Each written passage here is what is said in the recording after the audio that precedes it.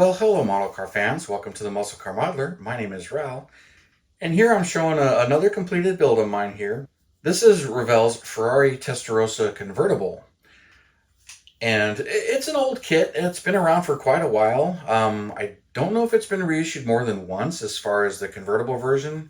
I know of at least one box art. There might be a second one, but this one, for the most part, it went together really well, but it did fight me at the end. I showed a last minute video showing you putting it to, right before I put it together. But that's when everything kind of went south. But as far as this car goes, the Ferrari Testarossa Convertible or Spider, it's highly prized and valuable today, but there's really technically only one. Ferrari built one in silver back in period in 85, 86. And it has this funky blue stripe and everything.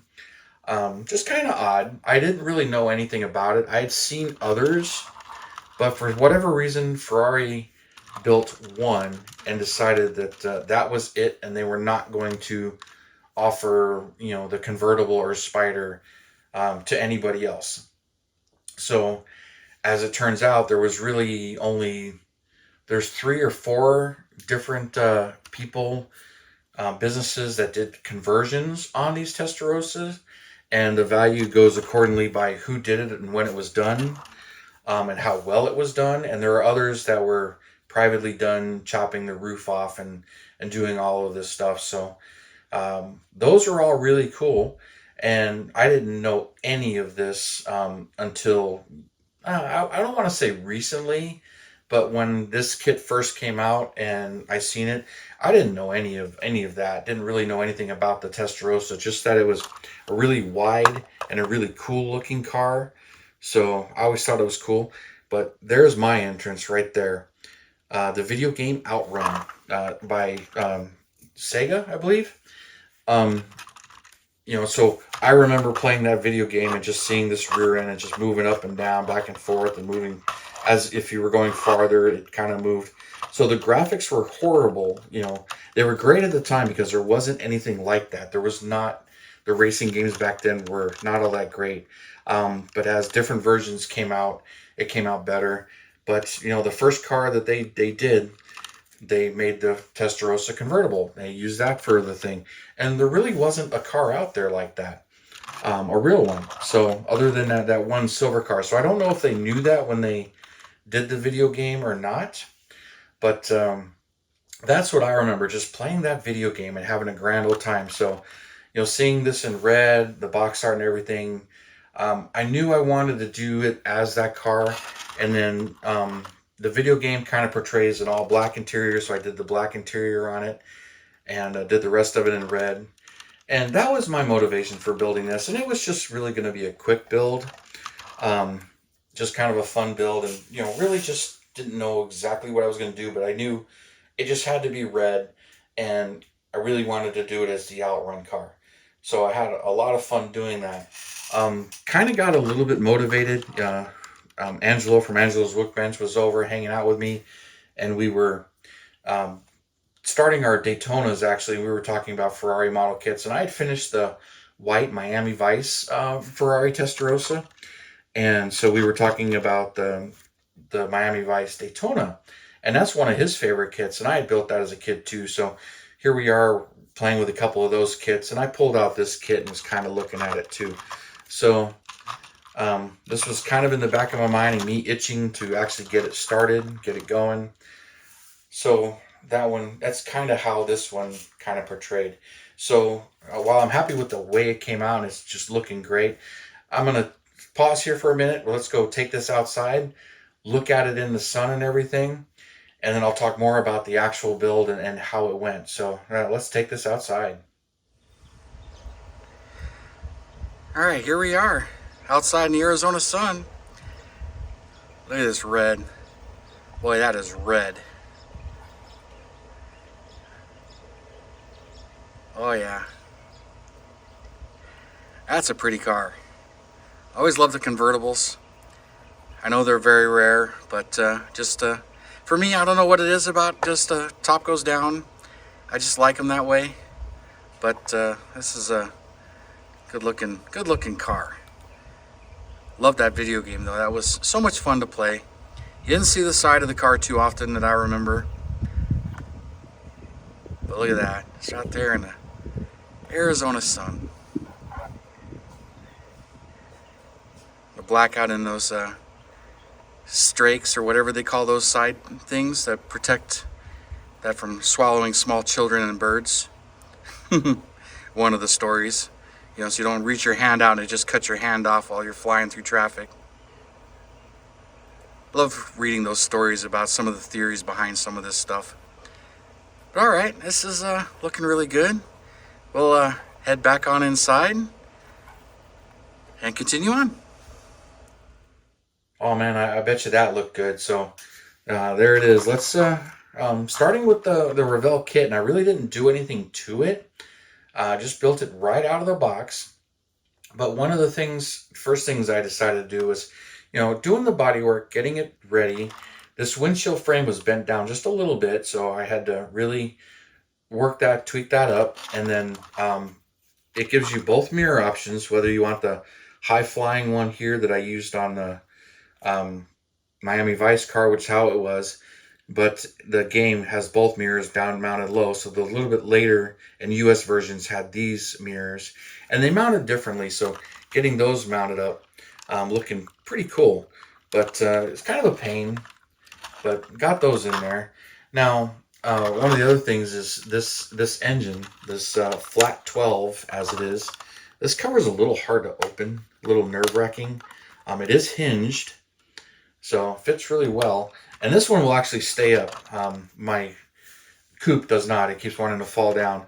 But I got that motor painted. And what kind of boosted this one, other than me playing with it, was, you know, when I was doing that 71 Mustang wide body with their 3D printed engine, there was parts of it I wanted to paint red, and the rest of the engine I wanted to paint aluminum. Well, this engine, of course, is aluminum and red. So I decided, while I'm getting those paints out, I'm going to paint this engine. So I went ahead and did that, worked on this motor as well, kind of side by side, painted those parts, then I threw them in the box. You know, it wasn't really in a hurry, but this particular build, there's not a lot to it. Parts count is kind of low, but it's kind of finicky getting all of that stuff in there. But painted the red parts of the motor, painted the silver parts of the motor, and kind of detailed it, put it together a little bit, and things were going really well. Then, you know, I had to do some semi-gloss black. So this thing, half the kit is semi-gloss black. So painted all the chassis parts, all the two parts underneath here, everything. And, you know, did titanium on the exhaust here. And, you know, got all that stuff painted up. Then it was, okay, well, all I really need to do is the body work. You know, paint that red. Then I got it ready and painted it. I put the shields here on the side because the Miami Vice kit had them, even though the car didn't use them, and they just didn't look right. So I took them back off. I didn't, you know, like the way they looked, but then I found out they really don't belong on a Testarossa from the factory anyway. But continued on working on this thing. Paint and body work went really well. Where it got me was after the last video of assembling this stuff. This interior tub, pretty sharply shaped. And I couldn't get the whole chassis to tuck in under here, tuck through, and then squeeze in here because that whole firewall that you glued to the chassis was hitting that interior tub once it was glued in place. Now, if the interior tub was loose and I glued it all in and glued the interior tub and the chassis together all in one, which lining up the pegs would have been difficult, and getting the trunk or engine cover to line up. So I ended up, it kept breaking all the joints. So I ended up taking the firewall, and let's open this back up after I carefully closed it. And these top braces right here, this whole air cleaner system, I took those parts off. This brace system I glued in there, glued the firewall to the back of the interior. So now all those parts are in here, and they were no longer hitting the taillights because I was having trouble with hitting the taillights in there and getting it all lined up, and got it all in there. Got the chassis in there. Then once I got it in place, gluing the glue all down the side, because you pretty much glued it right here on the seam. but you can kind of see the glue. It's hard to get that glued. And then this whole front glued. There's not much else in there, but got all that glued and glued down. And then I put the air cleaner assembly back in. One of these broke off because it hits the hinges. So this thing, getting it in there was really fighting me. And then, you know, the suspension was crushing up and not aligning and getting all that to work. So some of the final fit and finish on this one was becoming an issue. So, and then I had the wheels turn in. It was sitting flat. This one keeps wanting to curl in. I push it down and out, and it keeps wanting to curl back up. But got to reposition that a little better. And then painting in those vents back here, the black here, that's a bit of a challenge too. But the rest of it came out really nice. The taillights came out nice, even though they're really hard to see. I got to turn it like this way for you to see the taillights. But here you go. Here's one of the taillights. But that's the way the real cars were anyway. So, and the third brake light in there. And then got the Ferrari emblem in the foil right there. But the Testarossa on the back here is a decal from another kit. And silver painted the Ferrari standing horse emblem. Some of the later Testarossas had them. The early Testarossas, it was there, but in black. But I decided I was going to do it in chrome on this one. But I had a lot of fun with this one.